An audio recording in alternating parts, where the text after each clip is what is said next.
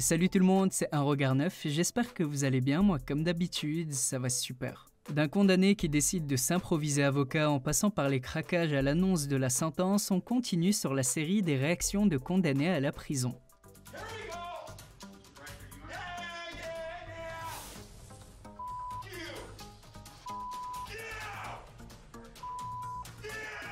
C'est parti. Petite précision avant de commencer, je publie des vidéos assez régulièrement, donc si vous êtes nouveau sur la chaîne, n'hésitez surtout pas à vous abonner et activer la cloche des notifications pour ne rater aucune des prochaines vidéos. Numéro 1. On commence la vidéo avec Ronnie O'Neal, un homme de Floride, jugé pour un double homicide, celui de sa petite amie et de leur fille handicapée de 9 ans. Il a aussi poignardé son fils de 8 ans avant de mettre le feu à la maison familiale. Son procès a duré plus de 3 ans et Ronnie a été reconnu coupable de tous les faits qui lui étaient reprochés. Lors de ses différents passages devant le juge, les gens ont vite compris qu'il n'avait pas toute sa tête et il a d'ailleurs refusé de prendre un avocat et a décidé de se défendre tout seul.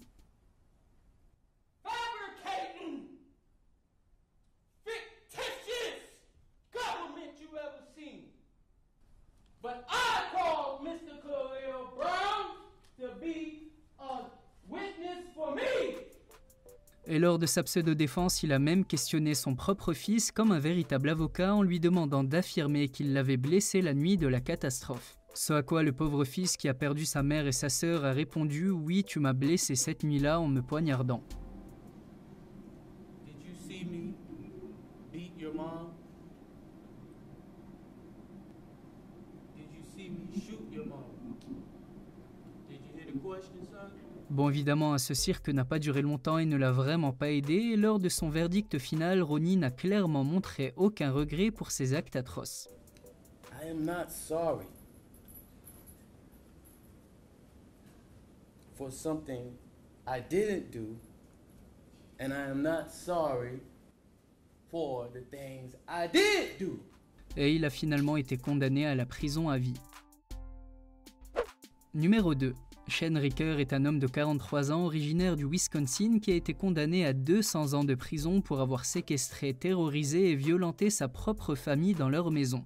Lors de ses différents passages au tribunal, après plusieurs essais de communication avec lui, c'est sans succès, Shane Ricker est incontrôlable et insolent et le juge n'arrive pas à comprendre la raison de ses actes.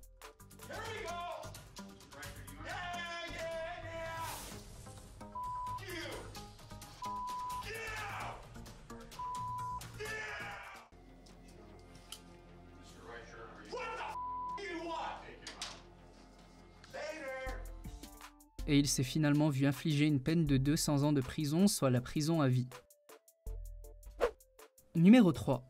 Christopher Colon est un homme de 27 ans qui a dû passer devant le juge pour une altercation physique avec une femme enceinte. Et tout comme les précédents qu'on a pu voir dans la vidéo, en passant à la barre, il était incontrôlable et a insulté le juge plus de 20 fois.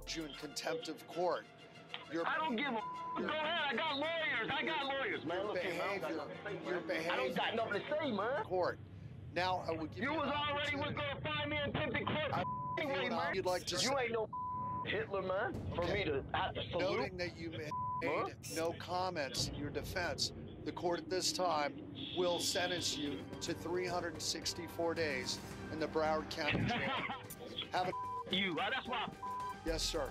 Évidemment, ici aussi, ça ne l'a pas aidé, le juge l'a condamné, en plus de sa peine de plusieurs mois pour agression, à 364 jours de plus pour outrage au tribunal. Et à peine quelques mois pour agression sur une femme enceinte et 364 jours pour outrage, il y a clairement un problème, mais ça c'est une autre histoire. Enfin bref, ici, contrairement aux condamnés qu'on a pu voir plus tôt, comme on dit, la nuit porte conseil et Christopher Colon a fait une deuxième apparition devant le juge pour s'excuser de son comportement. Judge Harley, I apologize. What I did, I was wrong. Apologize, real bad, and I'm asking for my apology, please, Your Honor. Okay, apologies accepted. Vous l'avez entendu, le juge a accepté ses excuses, a retiré ses 364 jours de prison pour outrage, mais il a quand même fait un séjour derrière les barreaux pour son agression. Numéro 4. Originaire de Springfield dans l'Ohio, Ricky End est un voleur qui a tenté de cambrioler une épicerie avec une arme. Mais mauvaise surprise pour lui, le propriétaire était présent, armé lui aussi et n'a pas hésité une seule seconde à lui tirer sur le bras pour se protéger. Le propriétaire a ensuite directement appelé la police pour les prévenir de la situation.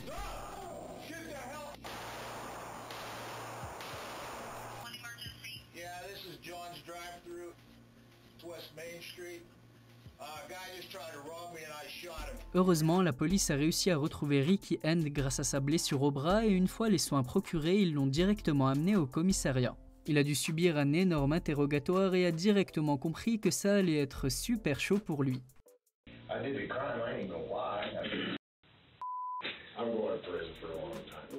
Ricky plaide coupable de plus de 5 accusations de cambriolage et de vol dans l'espoir d'avoir un petit allègement, mais ça n'a pas marché, il a été condamné à 40 ans de prison. Et autant vous dire que ça ne lui a pas plu du tout et la suite est assez dégoûtante, mais Ricky ne supporte pas et décide de sortir de son bras une bouteille d'urine et d'excréments et de la jeter sur les jurés.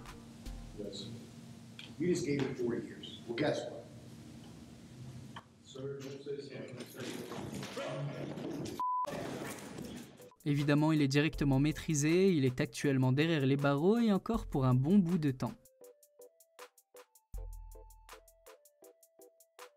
Numéro 5. Pour le prochain, on va exceptionnellement parler d'un condamné dont j'ai malheureusement pas la réaction, mais j'ai quand même voulu le mettre dans la vidéo car il est super malin. Preston Cody Talbot a été arrêté et condamné à une amende de 5400 $. Et la raison est qu'il a mis en place un switcher de plaque d'immatriculation un petit peu comme dans 007 ou encore Taxi. C'est pas un numéro ça, c'est un email. Avec cet engin, il a pu esquiver plus de 5 ans de radar, il a donc dû tout simplement rembourser ce qu'il devait à l'État. Numéro 6. En janvier 2021, Sydney Newsome, un homme de 27 ans, comparaissait devant le tribunal pour violence domestique. Mais comme tous les violents, il a du mal à se contenir et lorsque les faits sont évoqués, Newsome pète les plombs, devient furieux et jette tout ce qu'il trouve sur le juge.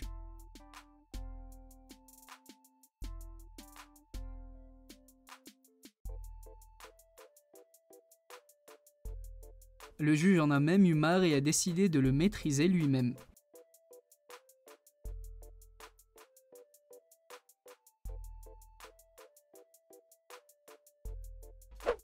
Numéro 7. Scott Patrick Lemon est un Américain de 27 ans lors des faits qui a été jugé en 2018 pour avoir pointé une arme sur 2 personnes et les avoir menacées puis volées.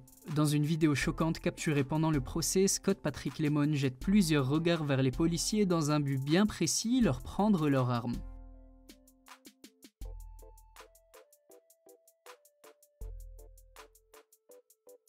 Heureusement, il a directement été maîtrisé avant de faire des dégâts et a ajouté à sa peine de prison un minimum de 7 ans pour cette tentative. Numéro 8. On continue avec un homme nommé Antonio Rosales, condamné pour kidnapping, viol d'enfants, tentative de meurtre et autres crimes horribles. Il a été condamné à 35 ans de prison et n'a visiblement pas digéré sa sentence.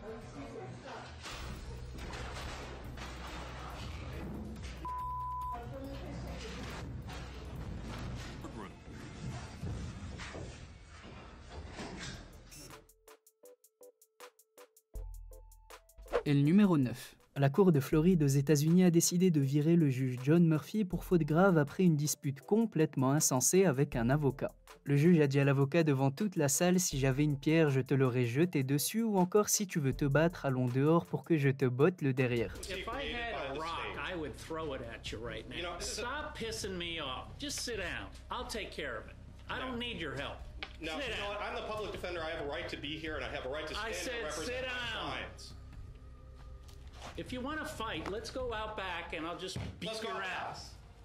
Ils sont ensuite allés dans le couloir pour régler leur compte. Bon, aucune vidéo ne montre exactement ce qu'il s'est passé dehors, mais on peut entendre des bruits de bagarre et des insultes.